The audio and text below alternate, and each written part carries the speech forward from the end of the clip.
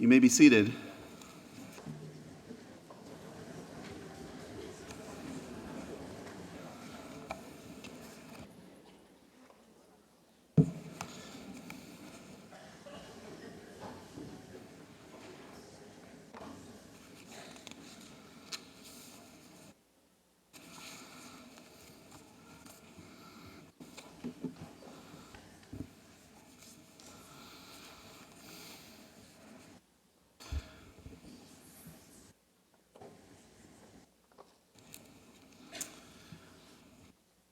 Do you remember Eleanor Rigby?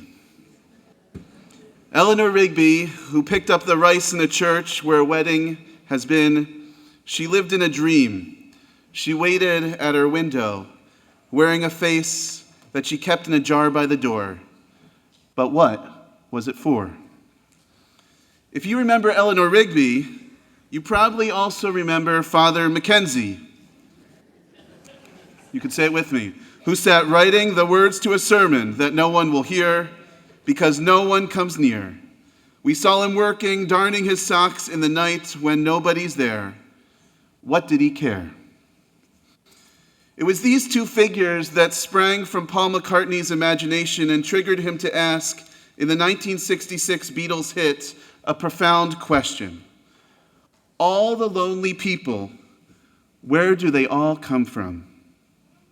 More than 50 years later, the question remains both timely and important. All the lonely people, where do they all come from? Today, people are born into a world that cultivates loneliness. Research has found that loneliness takes a toll on both the body and the soul. It's linked to inflammation, strokes, heart disease, dementia, and suicide. It breaks the heart literally as well as figuratively.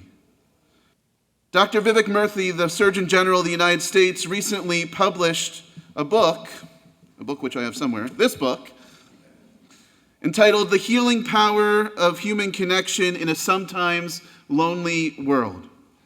According to Dr. Murthy, we need to take loneliness seriously, as it's more dangerous to health than obesity, as deadly as smoking 15 cigarettes a day, and more lethal than consuming 6 alcoholic drinks each day. Loneliness is killing us.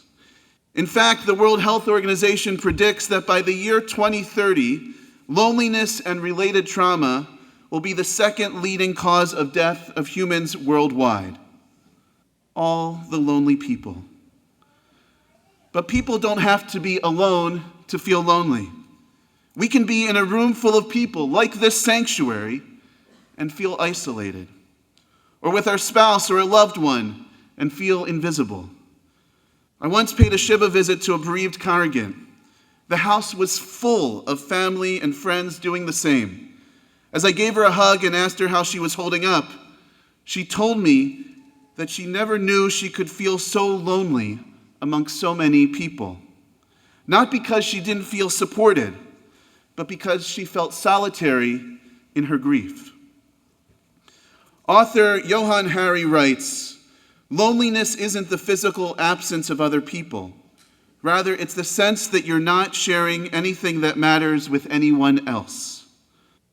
The fact is, we all experience loneliness at various points in our lives. And as human beings, we are growing lonelier and lonelier by the day.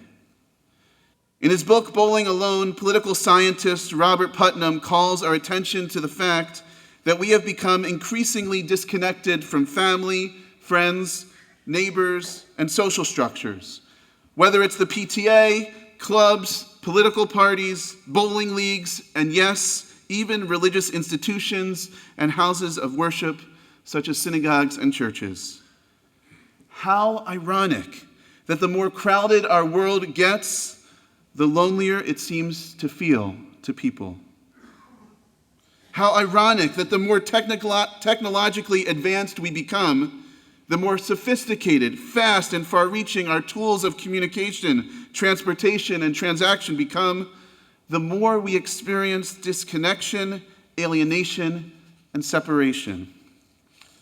Many choices now seem to favor loneliness.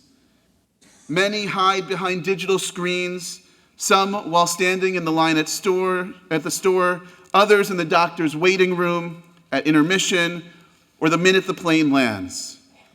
What about people sitting across from each other in a dimly lit restaurant, their faces illuminated by the light of their iPhones? How is this life?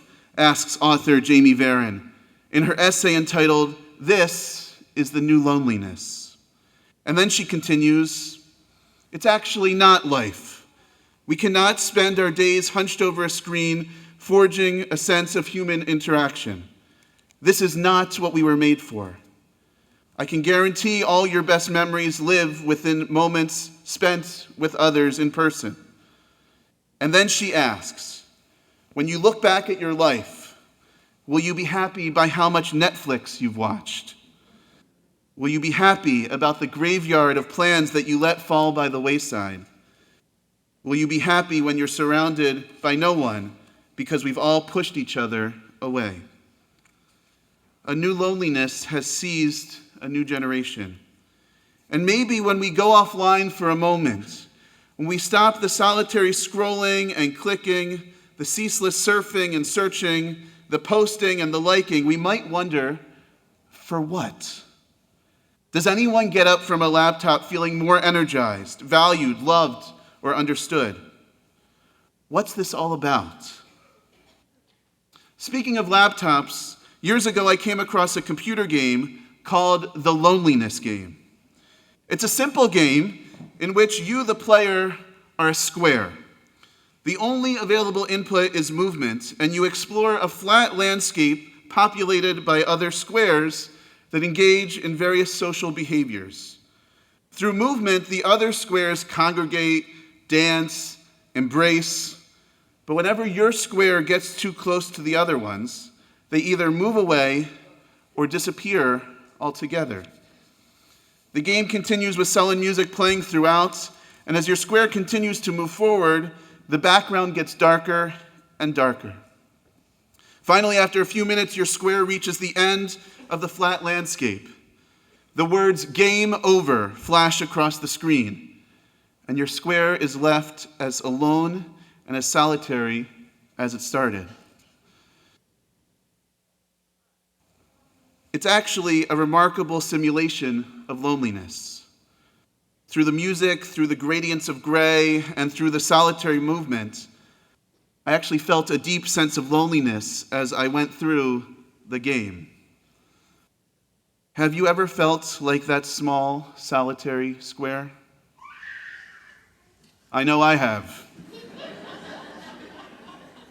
And at least one other person has as well. To some degree, no matter our age, no matter what we might tell ourselves or others, at times we feel like that square. We feel like Eleanor Rigby and Father Mackenzie.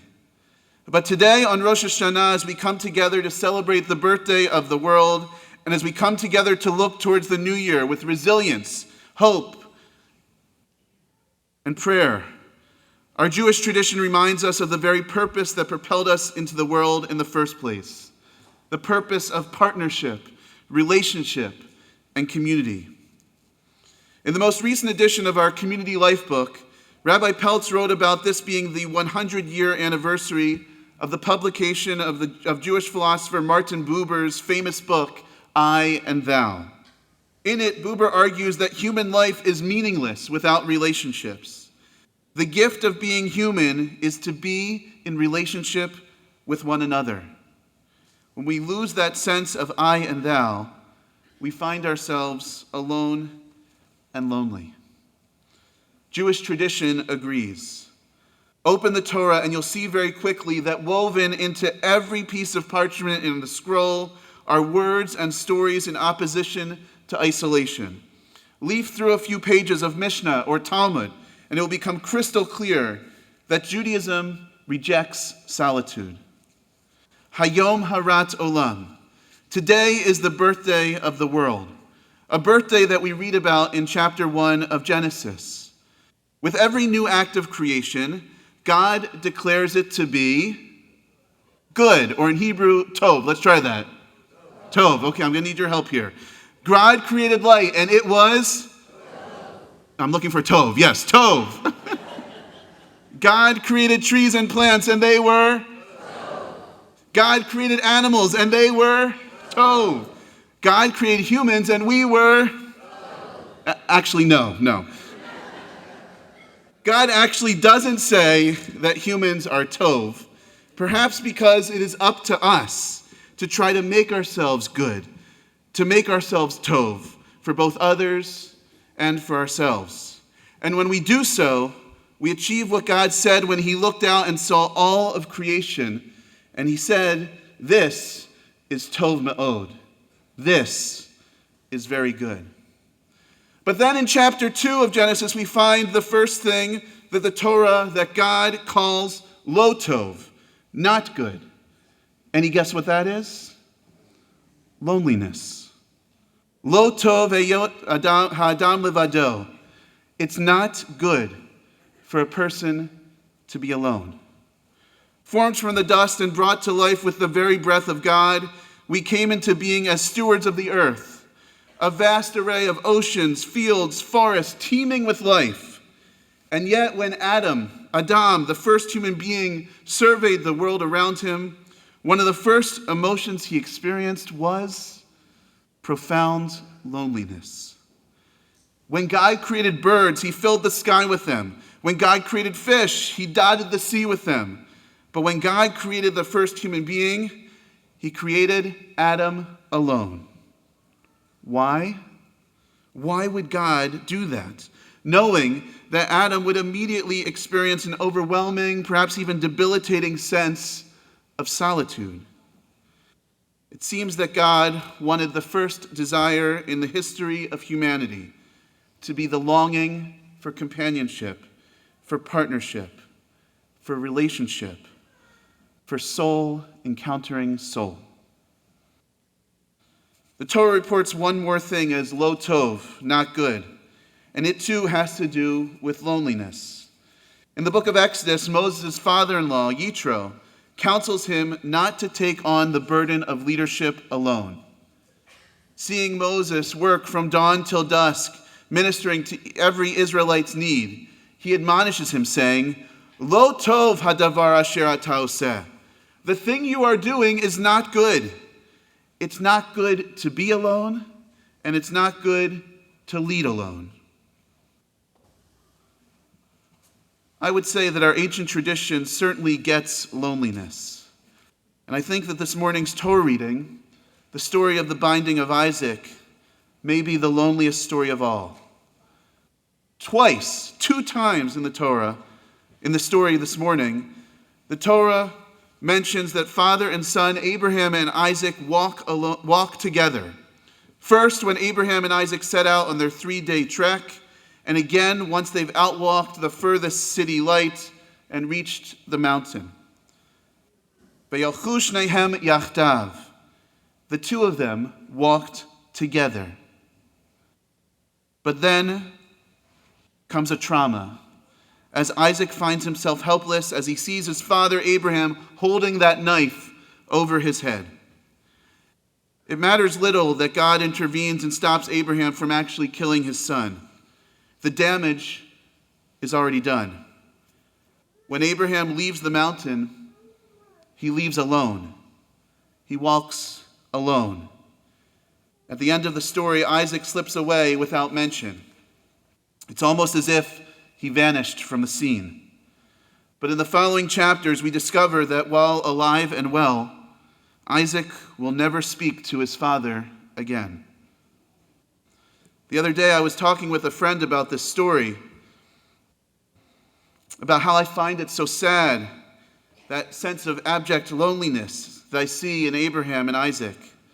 And she said, of course they're both lonely.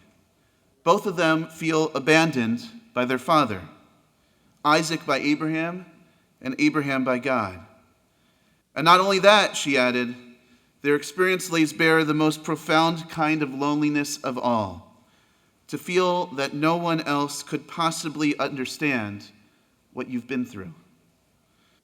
It's an ancient story about an ancient loneliness, but it rings true for so many suffering of family estrangement, a broken marriage, an old trauma whose pain does not heal but rather hardens with the passage of time, an abandonment when they needed someone most, a trust betrayed, a promise broken, a friendship lost. Whether it's relating to Eleanor Rigby, Father Mackenzie, Abraham, Isaac, or that small, solitary square, we all experience loneliness. Have you felt lonely over the past year? Do you feel lonely today? Or maybe you're thinking of others who might be lonely right now. Yes, the Torah reading that we read this morning reminds us just how hard loneliness can be. But our tradition says that we may not leave today resigned to loneliness. Hayom Harat Olam, today is a day of new beginnings. Tshuva, today is a time for change, for pivoting, for flipping a script that did not serve us. And it's not just today. Judaism tries to establish a rhythm of life that offers a remedy to loneliness. We pray in a minyan. We can't recite the full version of Birkat Hamazon without the company of others. We study text in chavruta, in pairs, so that what was once a monologue becomes a dialogue. We require a bris for 8-day-old boys, yes, to enter the child into the covenant, but also in part so that the new parents will look around and find themselves surrounded by family and friends, and realize that when it comes to raising their child, they are not alone. The chuppah, the first home that a Jewish bride and groom share together as a married couple, has no walls to hide behind. It's open on all four sides, serving as a reminder that a home is not a Jewish home unless it is open to family and friends, filled with company. And just as our faith ensures that we are not lonely in our moments of joy, so too does it insist that no one should shoulder the burden of suffering or the pain of illness alone. So we visit the sick, we prepare meals for the hungry, and show up at Shiva to ensure that no one mourns in solitude. Lo tov liot adam levado. It's not good for a person to feel lonely. Judaism makes this point loud and clear again and again, including in this story. Listen. Long ago, a man became lost in a forest. He wandered around the forest for days without end, but could never find the right way out. He became forlorn and truly believed that he would be stuck in the forest forever. Suddenly, in the distance, he saw another person approaching. He was ecstatic and his heart filled with joy.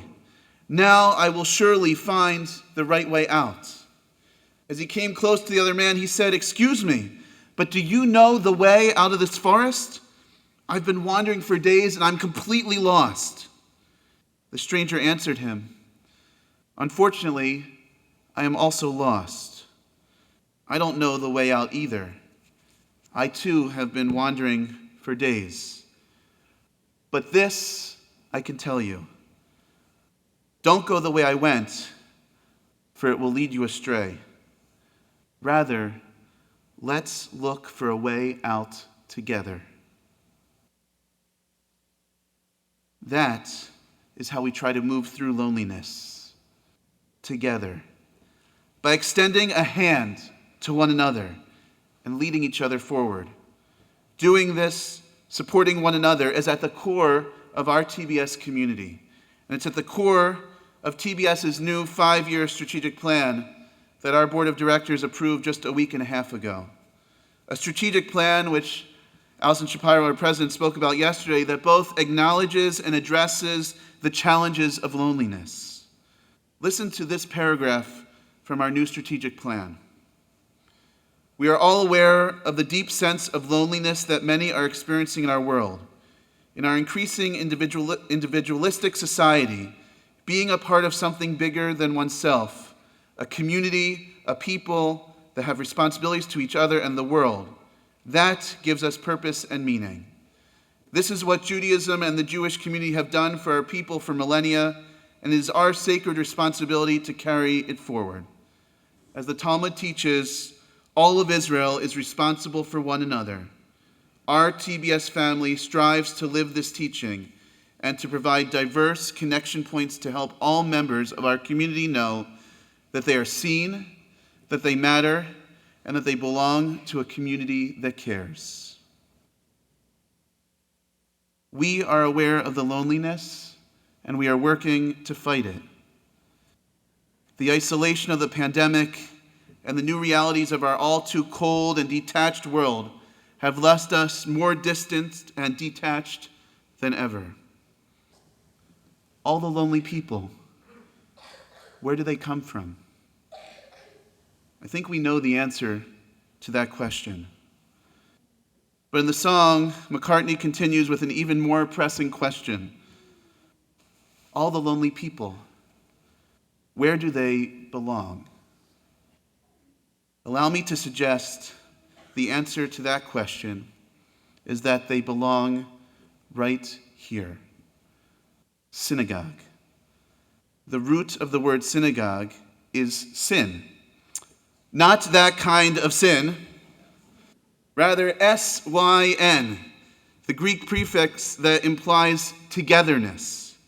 In Hebrew, a synagogue is a Beit Knesset, a place where people assemble. A congregation is where people congregate.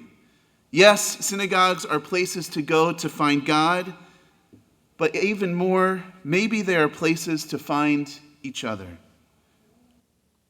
And all the more so here at TBS, an incredible community in which our new strategic plan is grounded in what we are calling the 3 B's: belonging, becoming, and building.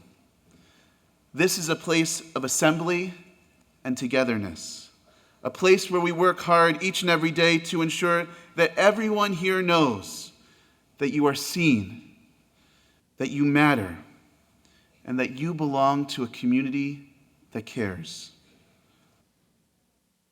You are seen. You matter. We care. How does it feel to hear that? Lo tov liot adam levado.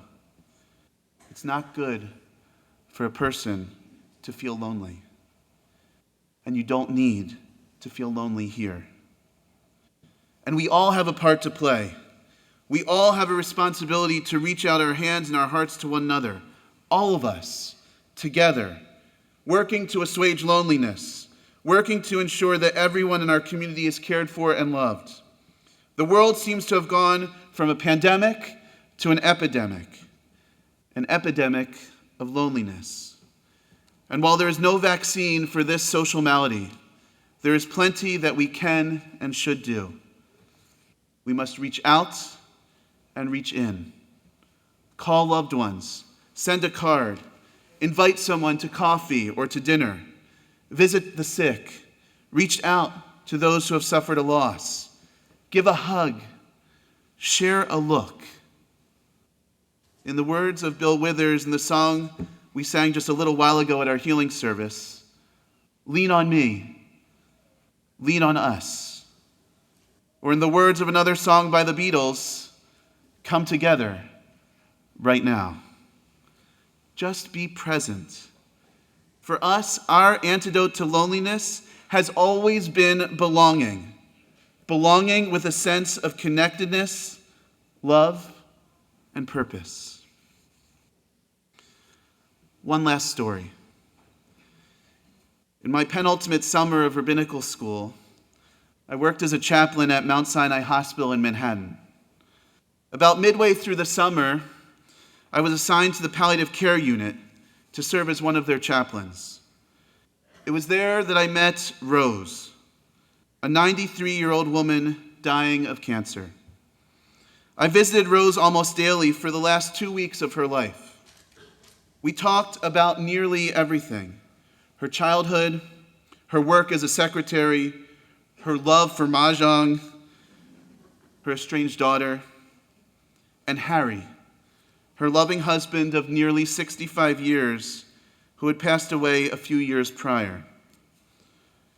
Rose knew that she was living the final days of her life, and one day during our time together, she looked at me and she said, "I'm not afraid of dying. Actually, I'm looking forward to seeing Harry again. But, Rabbi, I'm afraid of dying alone. Harry is gone. My sister is gone. I have no one. I didn't realize at the end of my life that I would feel so lonely."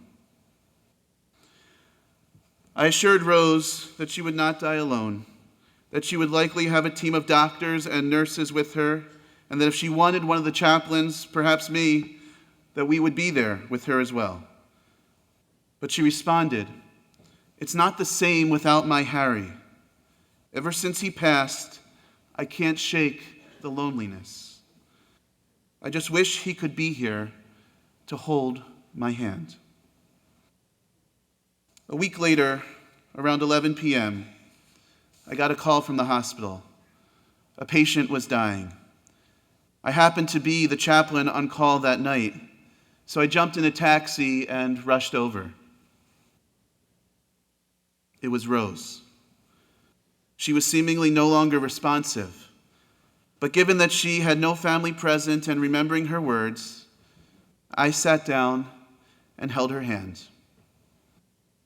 As I took her hand in mine, she whispered in a raspy voice, "Harry."